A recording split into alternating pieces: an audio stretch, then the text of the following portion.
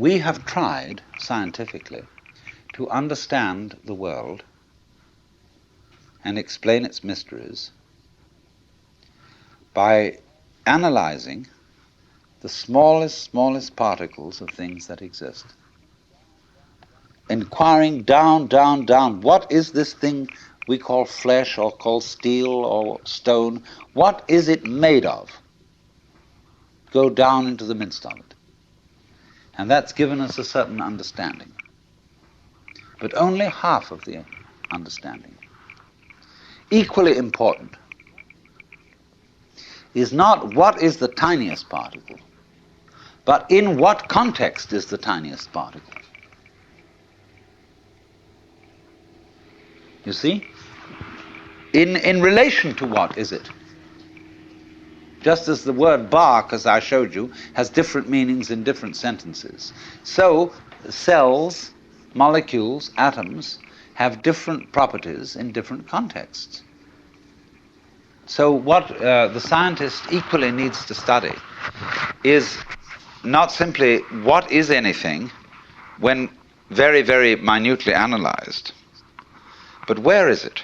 When is it? That makes all the difference. So do you see that a lot of people who get anxious when they hear that everything is relative have no need to get that anxious. Relativity isn't some kind of slippery morass in which all standards and all directions get lost. Relativity is really the soundest situation that there is. See, it's the one supporting the other. It's this thing. Do you know this? This is wonderful. X marks the spot. Imagine this going on and on. Supposing my finger were indefinitely long, both fingers, and they were doing this. See, they're just crossing each other. Now, on one side of it, it's a pair of scissors, and it cuts. What is it on the other side? Why, it's opening female legs, saying, please come in. This utter softness, utter receptiveness. On the other side, it's but on this side, it's please, please, please, please, yes. Welcome. And everything's based on that. See, it's this way. Sharpness, teeth, biting, spines, crab shells, all that kind of thing, you know. On the other side, it's the melting softness of life. See? They go together just like that.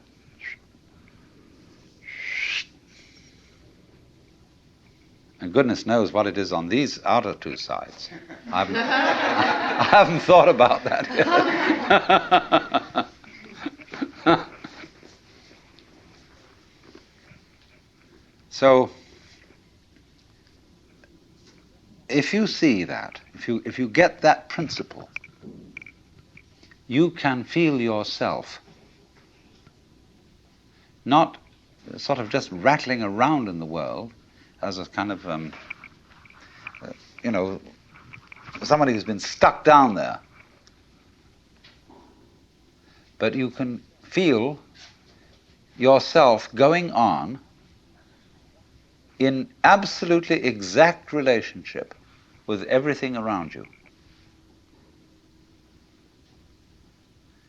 And this is very beautiful.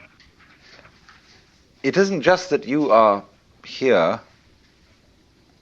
looking at what's out there, like you might be photographing it with your eyes. It's that if that there wasn't there, you wouldn't be here. The outside thing that you see and the inside thing that you are poles of the same magnet, or back and front of the same coin, and without one there isn't the other.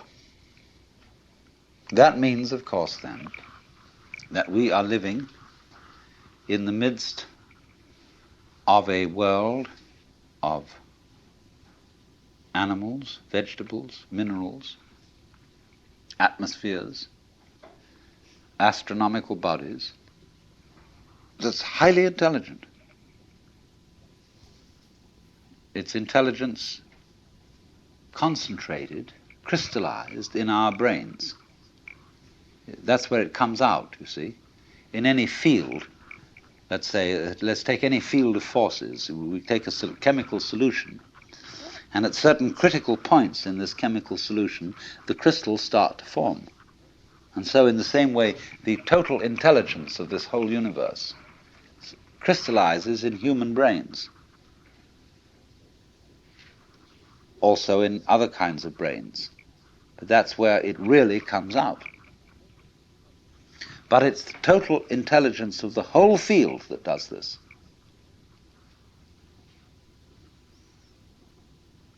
So we go with the whole thing,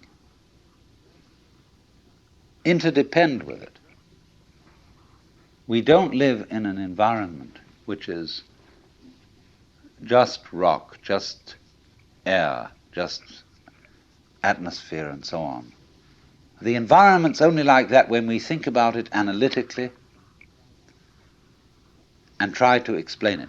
But when we think of it isn't just rock and air, see, but those things go together. When you see the interconnectedness, when you see in the simplest way how flowers go with bees and other insects, they don't live without them. Humans go with cattle. They don't exist without them. Plants, etc., etc., etc. When you see the intervals, the significance of the relationships between these things, it's only then, when you see that you are aware of the melody. Go back to the illustration I gave of the person who can't hear melody, who's tone deaf. He hears only a succession of sounds because he's not aware of the intervals. Now, most people are brought up to be tone deaf in respect to their own existence and the rest of the universe. They don't see the relationships. They are not aware of the unity. And so, once you spot that, you spot how everything goes with the thing, that you are one end and that out there is the other end, and they really go together, then you may be said to be living a harmonious life.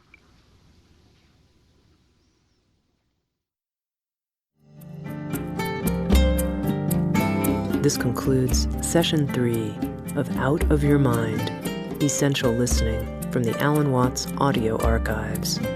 Our program continues with Session 4.